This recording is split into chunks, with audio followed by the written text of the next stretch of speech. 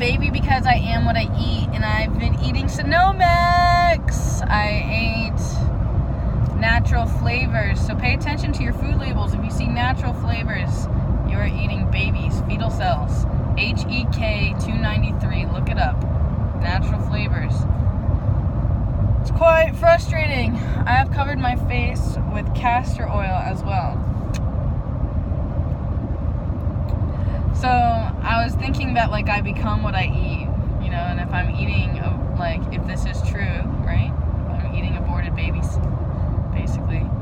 I mean, I know that's not fully legit, if that makes sense.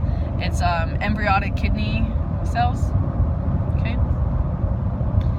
HEK 293. Look that up.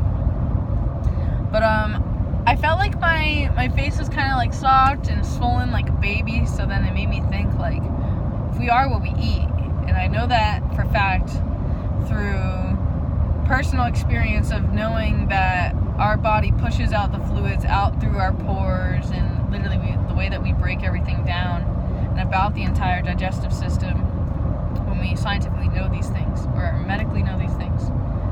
Historically, you know, if you actually choose to do references. I'm kind of drained because I was up late.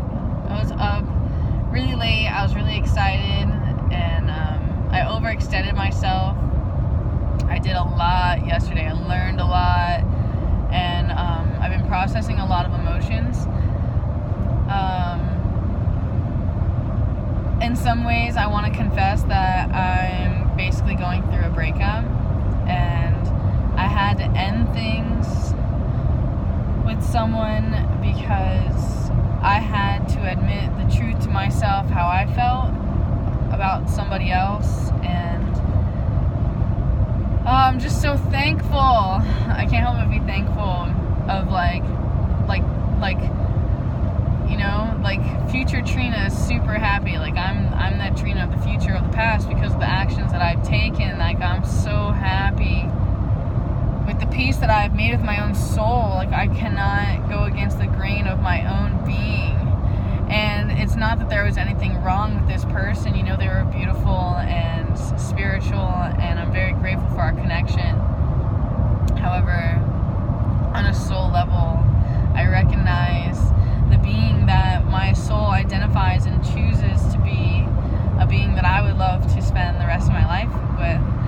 Or so I think right now, right? And I just, every time I come to this conclusion that just like I will not be satisfied with my life unless I do these certain things.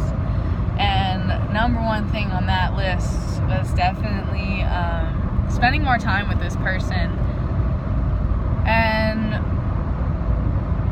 I'm just so greatly inspired. I have a lot of really great footage traveling with this person, and our dynamic is just incredible. And I have very amazing bonds with like a lot of people, and this person really, I'm like, this is it.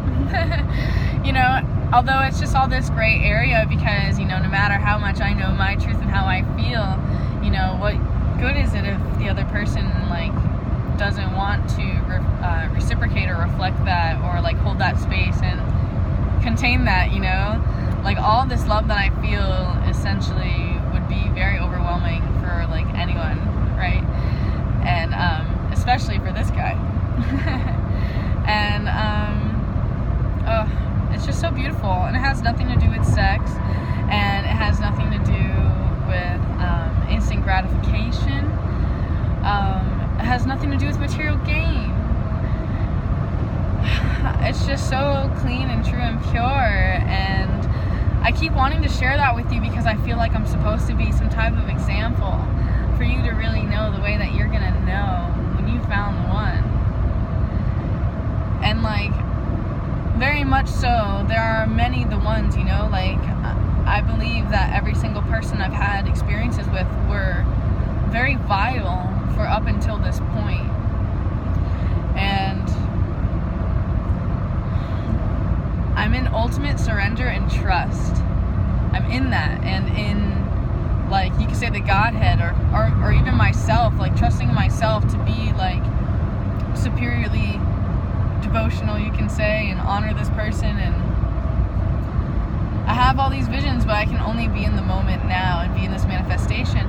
So once like that box has kind of been checked, right? Like Trina has officially found out, like, okay, so my heart is here, so like I'm not looking for that anymore, even though that was like my one main thing, you know. So it's funny because now we're going to number two. Number two has to do with my service to the world, and something that's coming up is I may be slightly like I'm being encouraged to become an ordained minister. And this is because I have paid $600 to become what's called a Reiki master. And even then, like, taking these classes and paying that amount of money, you know, like, I would love to continue taking Reiki classes and things like this. And same thing with crystal classes and things like that. Essentially, we are not allowed to do these spiritual practices type thing without a massage therapist license. So I can either pay 10 grand basically and go to school and do all that, or I can become a minister. And I understand there's different, I guess, churches and organizations or people who are like of healing nature, and you know, perhaps like my type of spirit tribe, I guess you can say, or like I don't really know anything about all of that stuff. So I'm definitely going to be reaching out to the community and trying to figure out like what my way is going to be. But I know that I definitely would love to offer my services where I am covering people in crystals and I'm doing the unwinding craniosacral work. I would love to actually go to school and learn more about craniosacral.